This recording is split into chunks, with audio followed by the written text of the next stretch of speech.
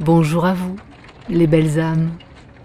Nous sommes Sophie et Anne-Sophie, les Sots de les âmes-sots, et nous avions envie de vous proposer une série de vidéos sur les bols chantants.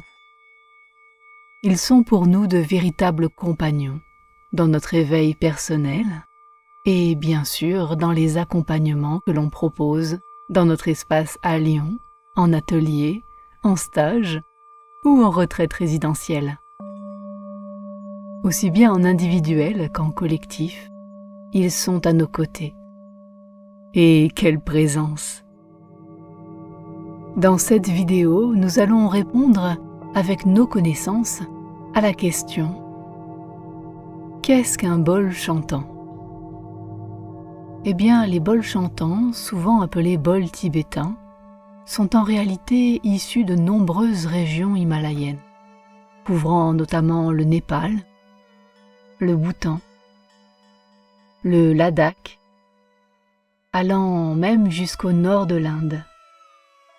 Pour le décrire simplement, un bol chantant est une cloche renversée, sans battant, que l'on fait résonner à l'aide d'un stick, aussi appelé un bâton, ou encore d'un maillet, aussi appelé une maillotche.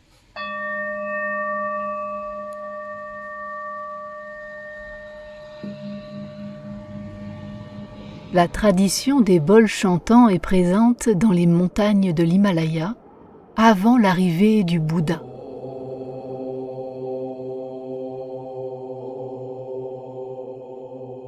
Il semble qu'il n'y ait pas de traces écrites de leur origine. Cela dit, une filiation s'est naturellement faite avec des récipients de cuisine millénaires. Et oui, vous entendez bien. À la base, ils étaient des récipients pour manger. En effet, il y a plus de 5000 ans, sur les hauts plateaux de Mongolie, vivaient déjà des nomades qui avaient acquis un savoir-faire fort utile, le martelage de bols de cuivre. En recherche d'amélioration de l'objet d'usage quotidien, des alliages différents de métaux ont été expérimentés.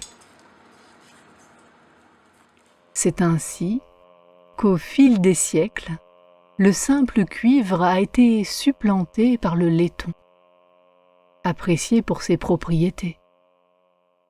En effet, les laitons sont des alliages ductibles et malléables, composés notamment d'un mélange de cuivre, de zinc, et de manière plus récente, ils peuvent également contenir d'autres éléments d'addition, comme le plomb, l'étain, le nickel.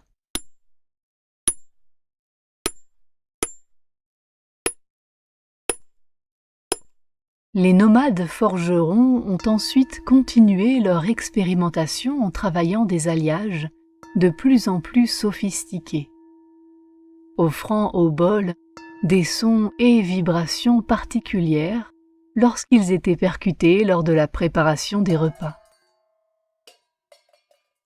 On dit que c'est ainsi que les chamans ont reconnu en l'objet un potentiel aux vertus sacrées.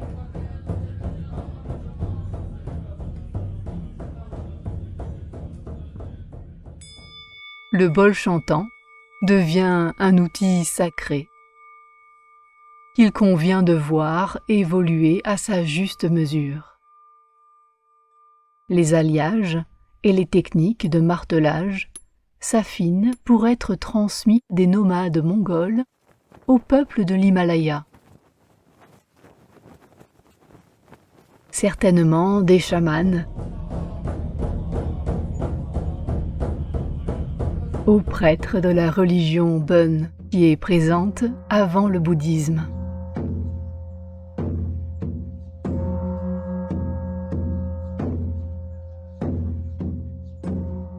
Ceci dit, il est bon de savoir que le Dalai Lama actuel a reconnu le Bön comme 5e tradition religieuse tibétaine.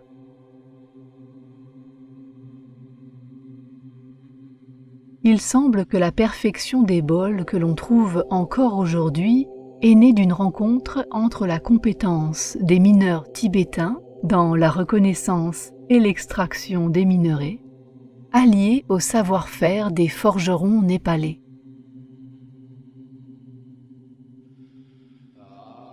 Car la création divine réside dans un équilibre subtil, d'un alliage composé de 7 métaux. Le chiffre 7 est le chiffre du divin. Entendez les 7 jours de la semaine, les 7 couleurs de l'arc-en-ciel, les 7 notes majeures de musique.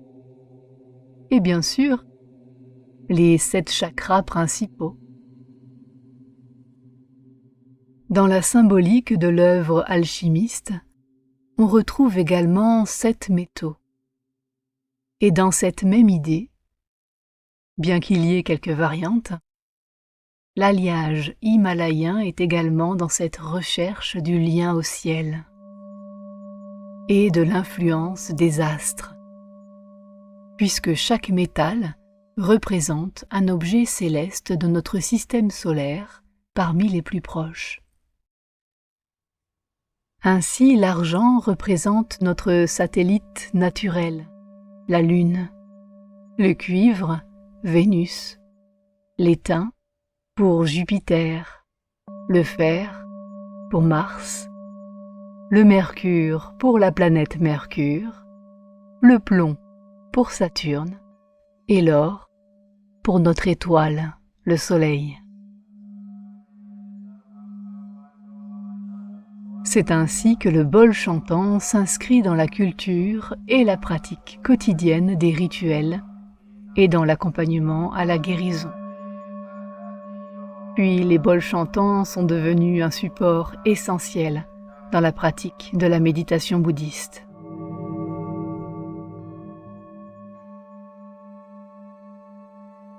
Vous trouverez sur le marché à prix moindre des bols chantants moulés, dit aussi coulés. Leur technique de fabrication est également artisanale. Souvent, il s'agit d'un alliage de laiton, bien que parfois les artisans y ajoutent 1 ou 2 autres métaux qui vont apporter une qualité sonore supplémentaire. Une fois l'alliage liquide obtenu, l'artisan verse le métal en fusion dans un moule unique de calcaire. Celui-ci sera brisé une fois l'alliage refroidi. Le bol sera ensuite ébarbé. En d'autres termes, on en retire les aspérités, puis il sera poli. Enfin, 2 sortes de finitions seront possibles. Vous les découvrirez par la suite avec la fabrication des bols martelés. Parlons à présent des bols martelés. Ici, c'est une toute autre partie qui se joue. Leur fabrication a gardé l'héritage ancestral que l'on retrouve dans la maîtrise, la patience et la précision des artistes forgerons de l'Himalaya. Comme nous vous l'avons évoqué dans la vidéo « Qu'est-ce qu'un bol chantant ?»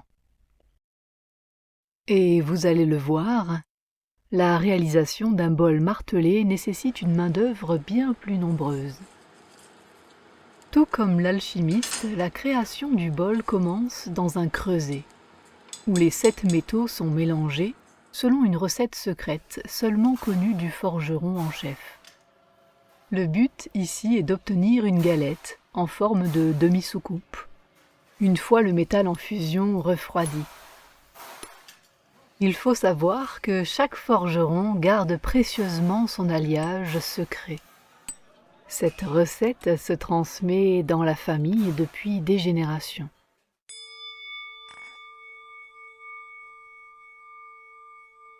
Pour la création du bol, la galette du précieux métal est rougie au feu par le forgeron en chef.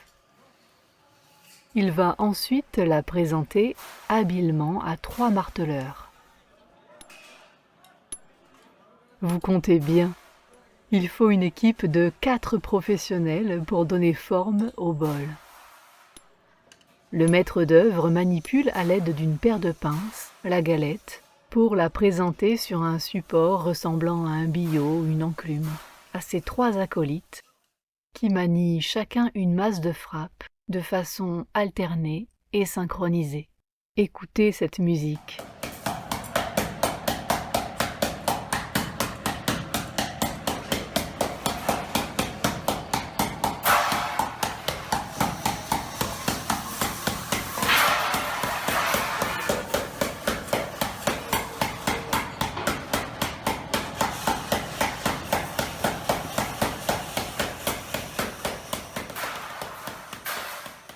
Le maître d'œuvre place de manière précise la galette selon l'endroit qu'il est nécessaire de travailler.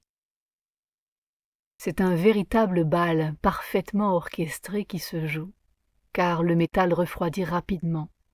Le forgeron remet régulièrement la galette en chauffe pour qu'elle redevienne malléable.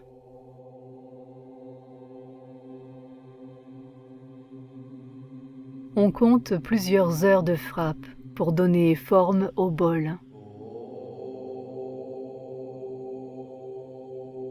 4 personnes sont donc mobilisées durant tout ce temps.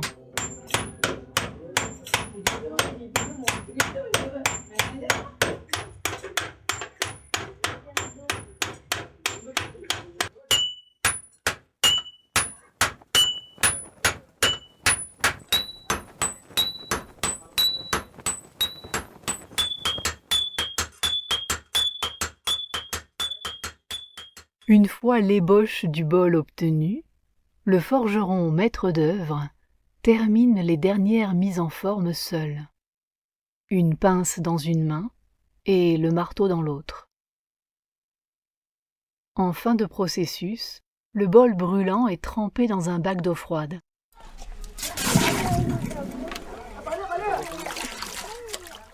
Le marteau de métal deviendra pour finir un maillet de bois, permettant d'affiner les dernières frappes.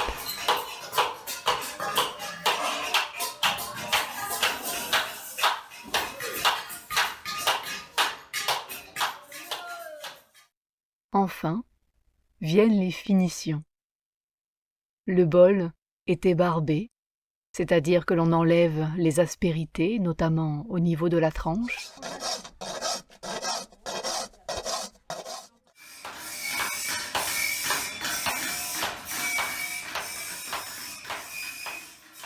Et c'est le polissage.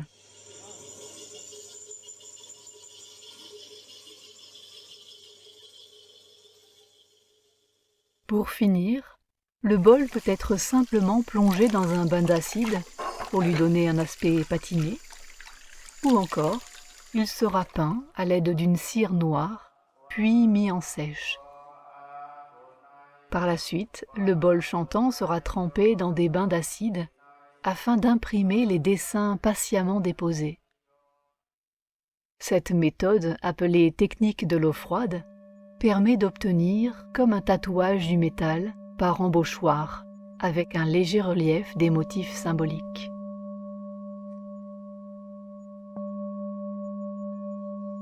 Les bols peuvent être aussi gravés par des techniques manuelles. Les outils permettent de créer une dépression dans le métal, afin d'y créer un relief.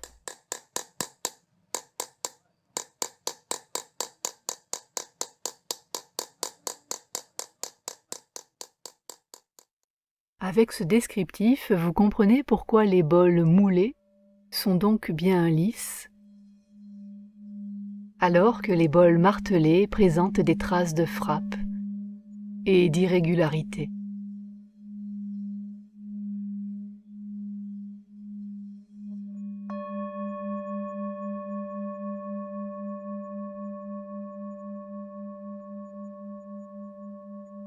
Voilà les belles âmes. Voilà tout ce qui se cache derrière la fabrication d'un bol chantant martelé à la main. Vous voyez à présent toute l'histoire qu'il porte. Vous voyez toute la maîtrise d'œuvre qu'il a fallu pour qu'il puisse finalement arriver jusqu'à vous. Si cela vous intéresse, vous pouvez trouver quelques vidéos sur la fabrication des bols martelés et des bols moulés pour voir les différences de mise en œuvre. Vous en découvrirez un peu plus sur un savoir-faire ancestral, demandant un sens du rythme hors pair.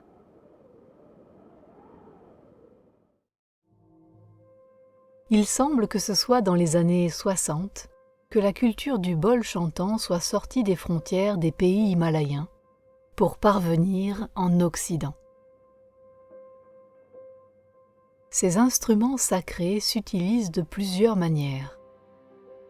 Ce peut être par exemple comme une note de début, de fin, pour marquer un temps particulier, rythmer et ponctuer une pratique de méditation ou de yoga, ou encore au début et à la fin des prières bouddhistes.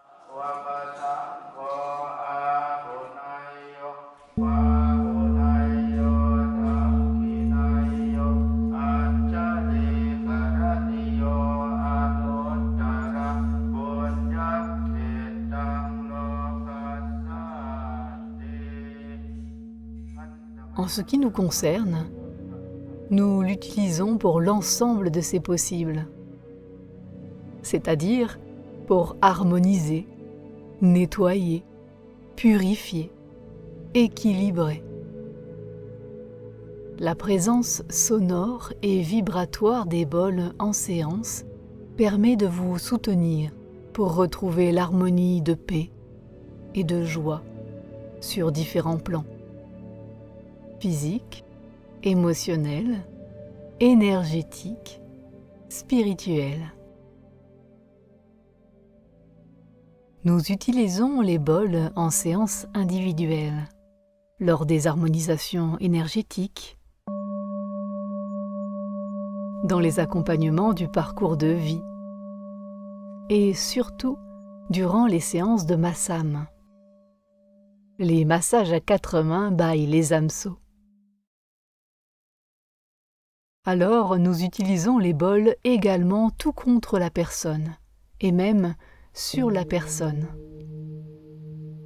Généralement pas directement sur la peau, car le métal est froid. Cette mise en œuvre permet un véritable massage sonore qui supplémente les techniques manuelles que l'on amène, comme le californien, le shiatsu, le tuina, le coréen ou la réflexologie. Avec une pratique régulière, une connaissance de soi et des bols avec lesquels on travaille, on développe une écoute sensible de leur sonorité, afin d'obtenir des informations sur la présence et l'état énergétique de la personne.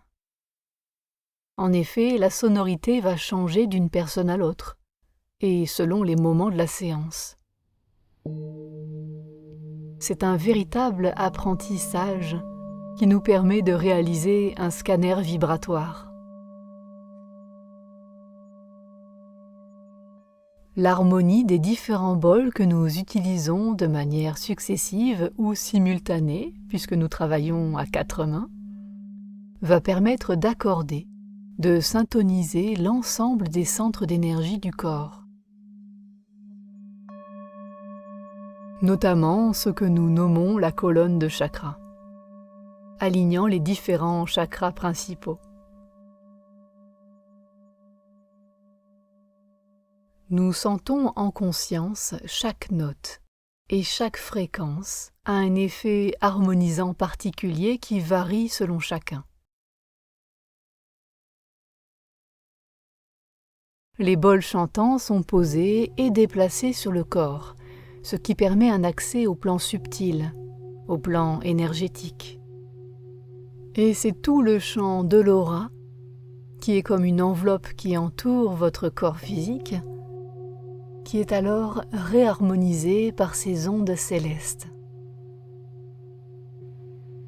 Sachez également que l'effet du bol ne se ressent pas forcément sur la zone du corps où celui-ci se trouve. Le ressenti vibratoire peut donc être perçu à distance de la source vibratoire. car la vibration va là où il y a un besoin. Lorsque le bol sonne tout près de votre corps ou même sur votre corps, vous entendez le son bien sûr, et surtout, vous sentez la vibration. C'est comme si vous ressentiez le son par votre peau. Du point de vue de votre corps physique, ce sont les récepteurs sensibles à la vibration de la peau, dans le derme et l'hypoderme, qui sont stimulés. La vibration fait circuler l'énergie et permet de libérer les microtensions. Enfin, dans le bouddhisme, on perçoit l'objet sacré comme un support d'élévation de l'âme. Il permet d'entretenir le divin en soi et de mettre en lumière la beauté de son essence céleste.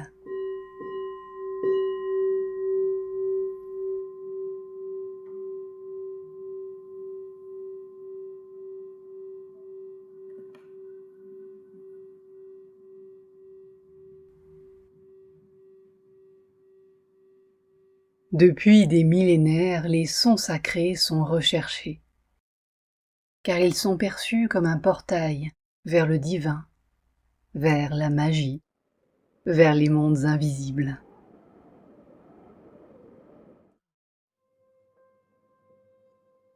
Le son et la fréquence des bols favorisent le relâchement du corps physique et le calme du mental, ce qui permet d'accueillir une détente et une profonde relaxation. Le son des bols a un effet relaxant, qui va même jusqu'à interrompre les bavardages excessifs du mental, offrant alors cette liberté de lâcher prise, de laisser être, dans la paix de l'esprit.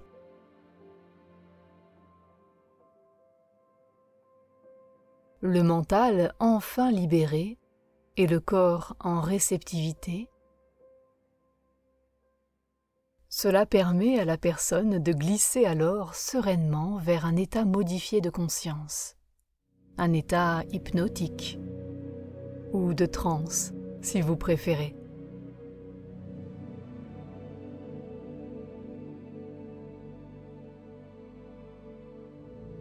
Le corps physique, ce temple sacré, véhicule de notre incarnation terrestre, émet un champ électromagnétique et nos organes, nos cellules, vibrent.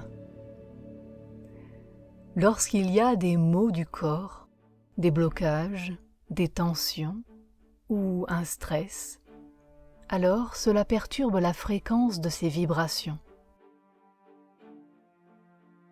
Le corps est comme un instrument de musique qui parfois se désaccorde. Sachez également que les bols portent un son dit cohérent. Ils peuvent ainsi entrer en résonance avec les corps.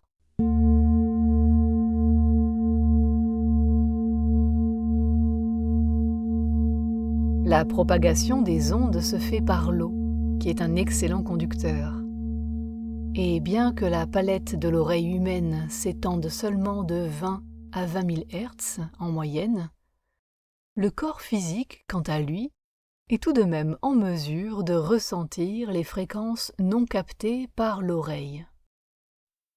Les bols chantants nous invitent à transcender le sens de l'ouïe, en dépassant la simple écoute du son, pour parvenir à ressentir les sons avec toutes nos cellules, tous nos corps, avec notre âme. C'est comme si vous passiez de cet observateur qui regarde les vagues ondulatoires qui se forment à la surface de l'eau et que vous deveniez cette propagation circulaire. C'est une nouvelle dimension qui s'offre à vous, en gardant l'esprit ouvert et l'émerveillement d'un enfant qui découvre sans idée préconçue. On peut dire que les sons des bols chantants sont pénétrants, puisqu'ils agissent à la manière d'un mantra, une onde qui se répète encore et encore, et qui permet de libérer la pensée pour un niveau plus élevé de conscience. Comme les mantras, ils accèdent à la structure éthérique de la personne pour y débloquer les nœuds énergétiques.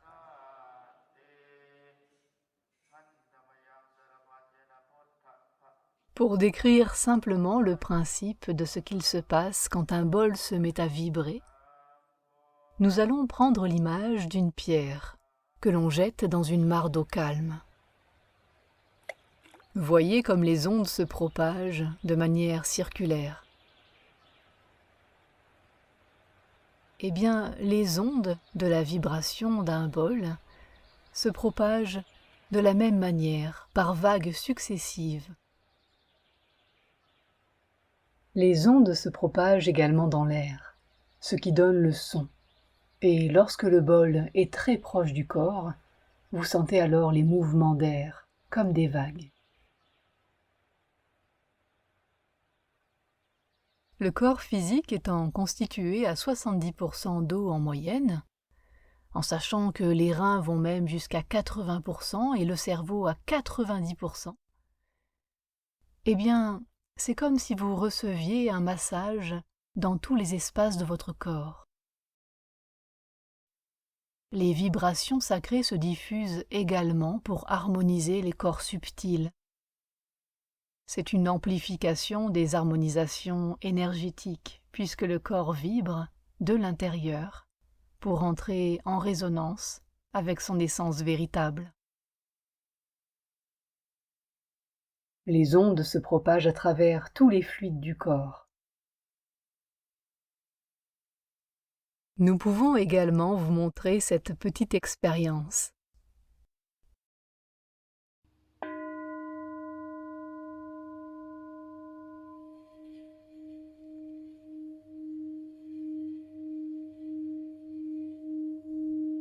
Voyez comme les molécules d'eau s'agitent.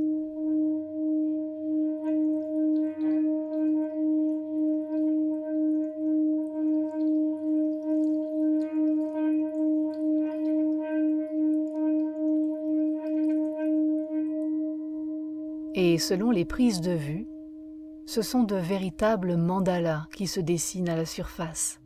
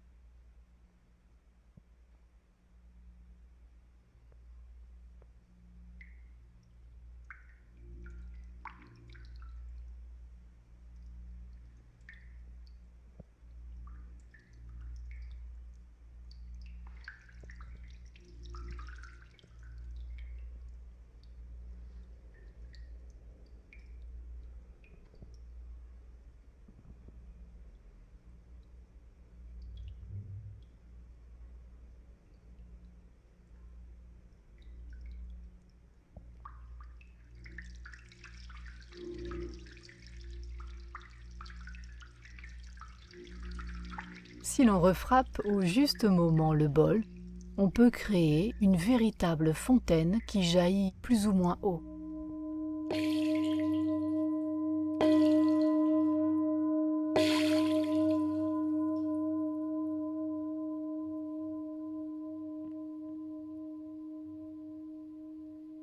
D'autre part, des études prouvent depuis de nombreuses années les bénéfices de la musique et des sons sur le bien-être et la santé. En effet, le corps va libérer moins de cortisol, qui est l'hormone dite du stress. Cela a donc un impact sur l'état physique et psychologique. Les observations se font notamment sur les inflammations, l'anxiété, les troubles du sommeil, les états dépressifs, et la liste n'est non exhaustive. Ainsi, on retrouve des apports véritablement bénéfiques pour les personnes en surmenage ou en surcharge mentale, les personnes présentant une hyperactivité ou une agitation excessive, les personnes contrôlantes, ou encore dans une période d'épuisement professionnel, dit burn-out. Tout ce qui peut être décrit comme dissonant et qui altère notre bien-être et affecte notre vie.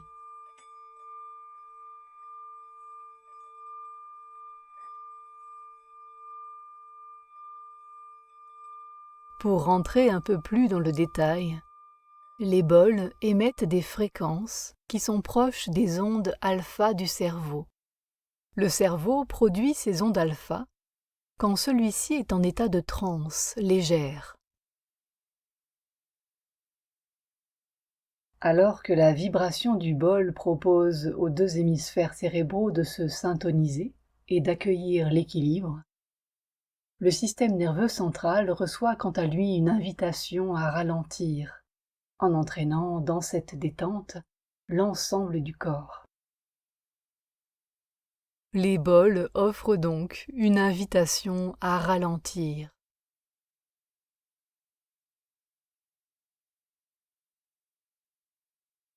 Une fois en pleine conscience, un lâcher-prise progressif et non linéaire s'installe, vous permettant d'accéder à une écoute fine de votre présence corporelle, puis à une observation en posture méta. Et enfin, c'est un véritable voyage intérieur qui se crée. Le relâchement profond permet l'accès au blocage dans une vision plus claire.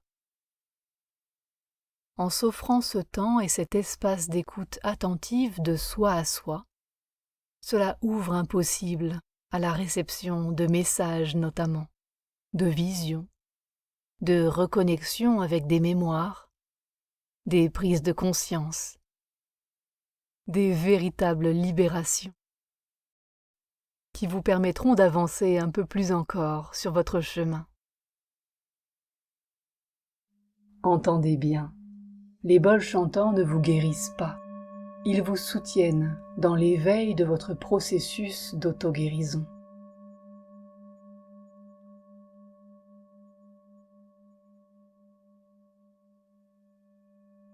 Nous utilisons également les bols chantants pour nous accompagner dans l'harmonisation d'un lieu. Leur vibration permet de dégager les énergies qui stagnent, provoquant une atmosphère pouvant être ressentie comme lourde.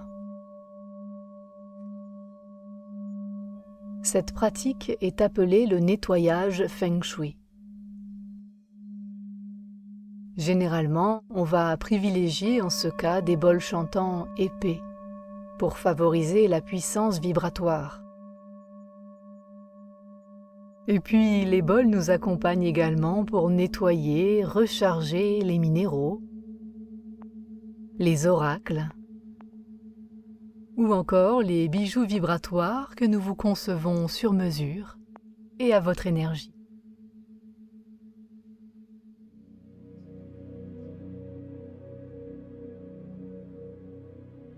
Le fait est que tout dans l'univers est vibration.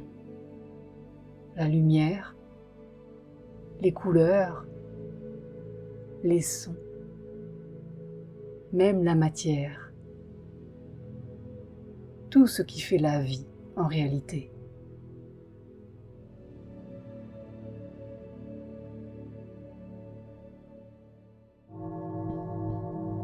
Les bols chantants font partie de ce que l'on nomme des instruments intuitifs.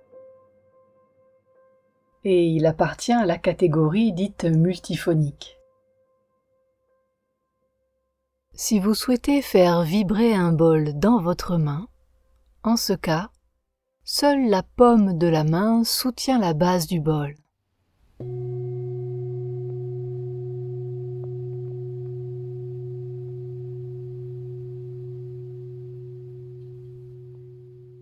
En effet, il est nécessaire d'éviter d'enserrer votre bol et de griffer vos doigts sur sa paroi. Sinon, vous allez tout simplement étouffer le corps du bol, ce qui absorbera la vibration. Pour les voyages sonores et les harmonisations, nous posons les bols soit sur leur coussin de support ou donuts, à la condition que la taille soit adaptée, c'est-à-dire ni trop petit, au risque de voir votre bol chuter après une frappe, ni trop grand, au risque d'étouffer le son. Nous les plaçons également au sol, à la condition qu'il y ait une couverture ou un tapis pour éviter les glissements, les grésillements, les grincements métalliques.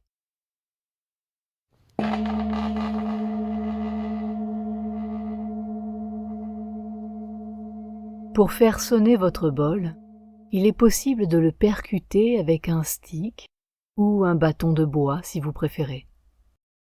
Celui-ci est partiellement recouvert de cuir. Vous comprendrez pourquoi. Lorsque l'on frappe directement le bol avec le côté bois, on obtient les sons aigus.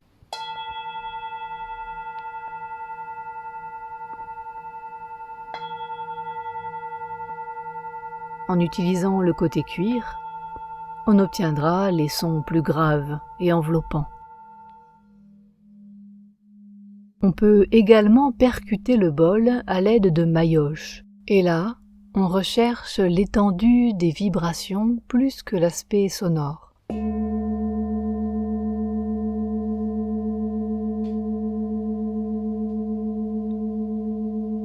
On utilise notamment les maillotches lorsque le bol est à proximité de la personne ou sur la personne directement. En pratique, pour les voyages ou bains sonores en collectif, nous utilisons la maillotche et le bâton selon que l'on souhaite travailler plus dans l'aspect vibratoire que sonore, ou encore avec les graves ou les aigus.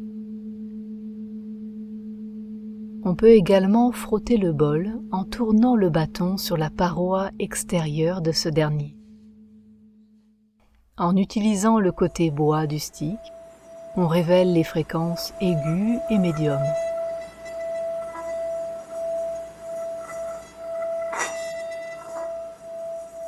À l'inverse, en utilisant le côté cuir du stick, on augmente la richesse des fréquences que pourra transmettre le bol, en révélant cette fois les notes basses, notamment la fondamentale, qui est la note la plus grave.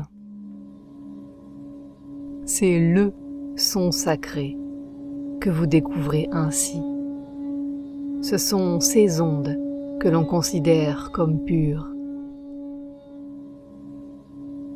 En ce sens, il est nécessaire de les utiliser avec présence, savoir-faire et parcimonie.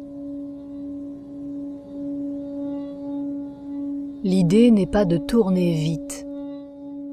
Bien au contraire, il est souhaitable de prendre son temps, de savourer la montée vibratoire en ralentissant au maximum le geste, tout en exerçant une pression continue et marquée sur le bol.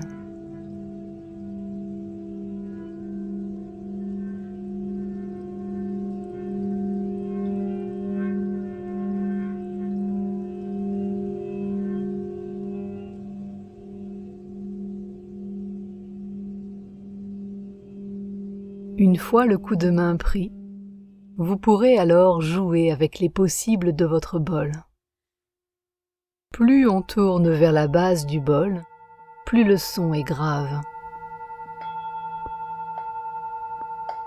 Et sur l'arête du bol, les sons sont les plus aigus. Pour jouer une harmonique, il vous suffit de frapper le bol, puis tourner lentement en exerçant une pression continue et marquée. Ainsi, avec les deux côtés du stick et la maillotche, vous pourrez profiter de toute la richesse harmonique du bol chantant.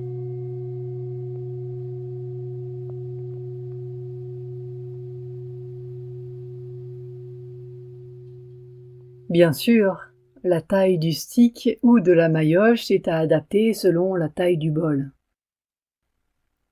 Certains des plus petits bols ne sont d'ailleurs tout simplement pas percutables avec une maillotche.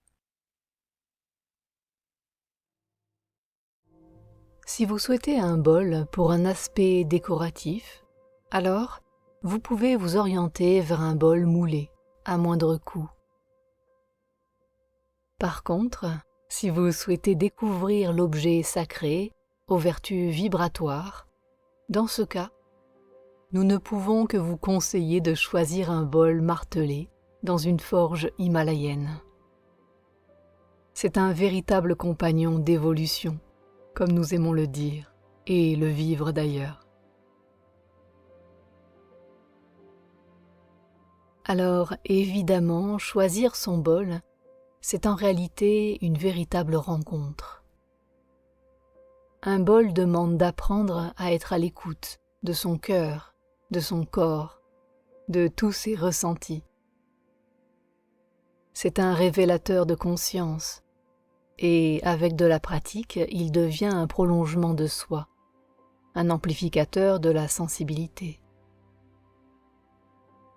En ce qui nous concerne, c'est un peu particulier, car il s'agit d'une rencontre à trois.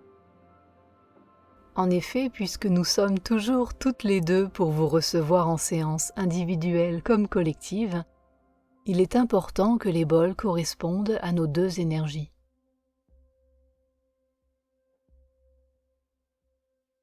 Ce qu'il est bon de savoir, en plus d'écouter son coup de cœur. Lorsque le bol est martelé pour obtenir une paroi fine, il libère une palette harmonique ample et un son dit aérien.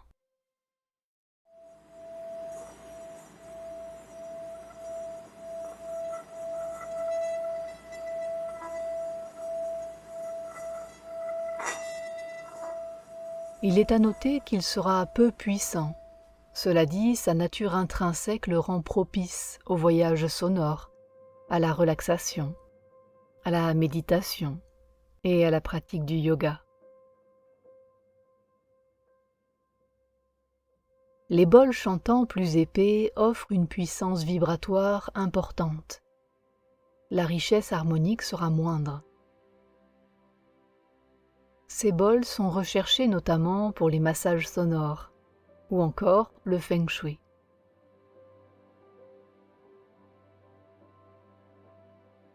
Les bols épais sont plus lourds et la matière supplémentaire utilisée à sa création le rendra plus onéreux à l'adoption.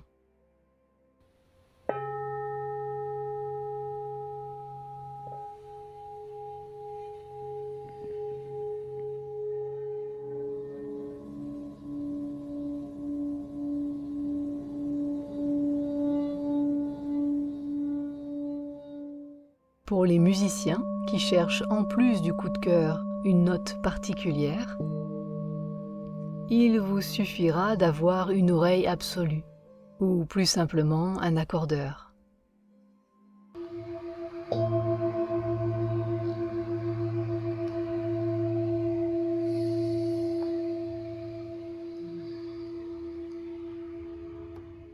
Nous allons vous partager un peu de notre expérience pour vivre pleinement cette rencontre avec un bol chantant. En posture debout, les pieds dans l'écartement du bassin, dans une détente et un ancrage présent, Nous avons alors accueilli quelques respirations en conscience et fermé les yeux pour se connecter à notre cœur et à nos ressentis. Laissant passer le plus possible les bavardages du mental et dans un premier temps, lâcher l'esthétique des bols. En effet, le sens du beau porte une grande noblesse et la notion de beauté est porteuse de grandes vertus.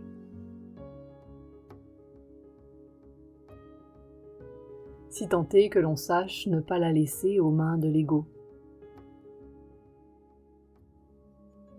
Un bol, c'est un ensemble de fréquences. Ce sont donc bien les sons et les vibrations qui priment sur la taille, la couleur, les illustrations et les gravures, ou encore même la note de musique.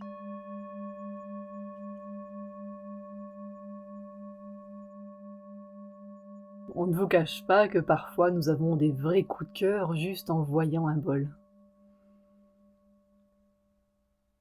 Pour le choix, privilégiez la frappe au frottement pour rester le plus possible dans l'être et non le faire. Et puis, observez. Vous vous sentez vibrer de l'intérieur. Vous sentez une émotion vous traverser. Des frissons vous parcourent. Une palpitation au cœur. Un papillonnement dans le ventre. Une catalepsie des paupières. La vision de couleurs, le tournoiement au niveau des centres énergétiques. Des étincelles de lumière par endroits. Bref, c'est une véritable rencontre. Et parfois même, un véritable feu d'artifice.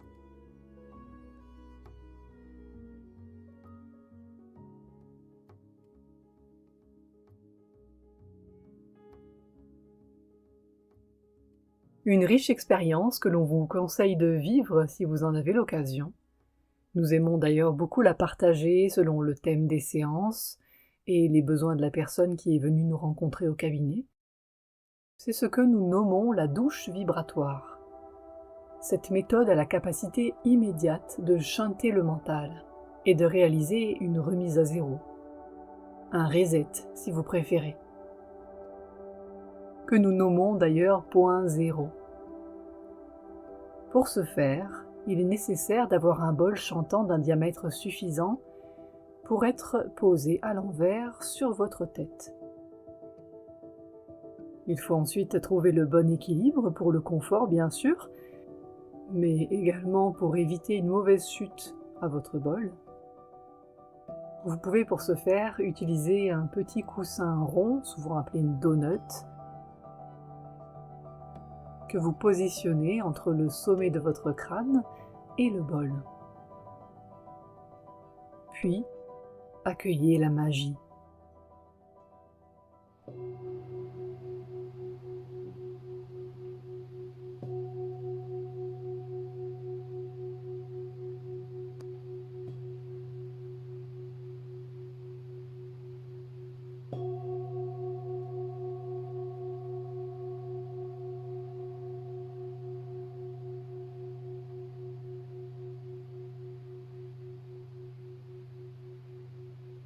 Nous vous l'avouons, nous aimons beaucoup le faire sur nous-mêmes, afin d'amener un centrage, un alignement énergétique.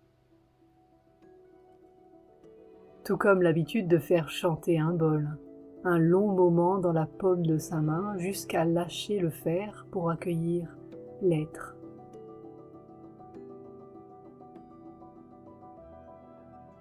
Devenir juste l'observateur de la scène.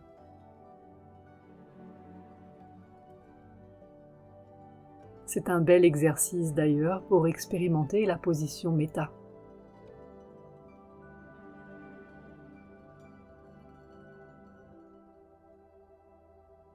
Dans le même principe que la douche sonore, il existe des bols maîtres, suffisamment grand pour se mettre debout dedans.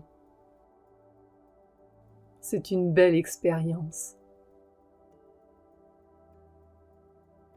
Et par exemple, ce spécimen fait 55 cm de diamètre et près d'1 cm d'épaisseur.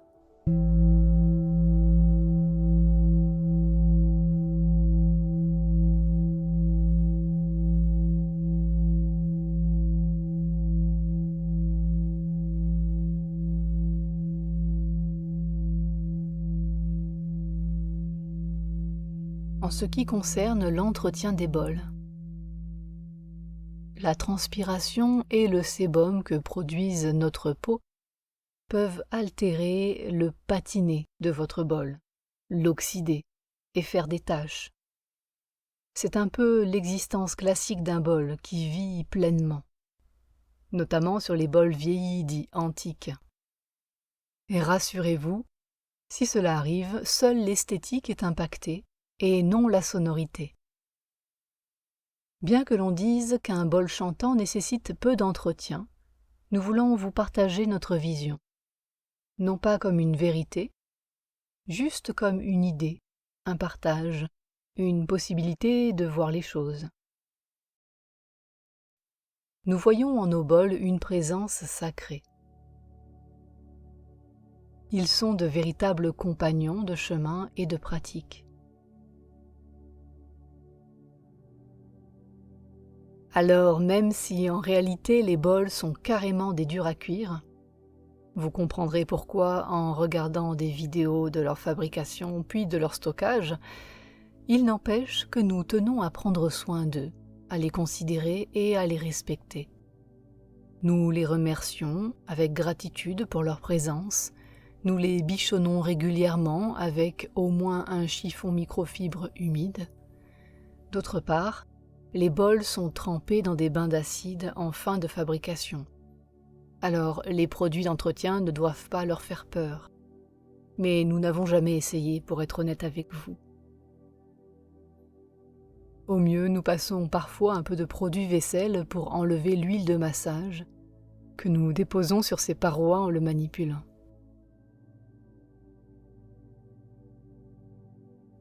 Enfin, il est important de ne pas le faire chuter, notamment sur une surface dure. Cela risquerait de le fêler, voire de le briser. Ce que nous voulons vous dire, c'est de créer votre lien avec votre bol, car il est unique et il vous appartient.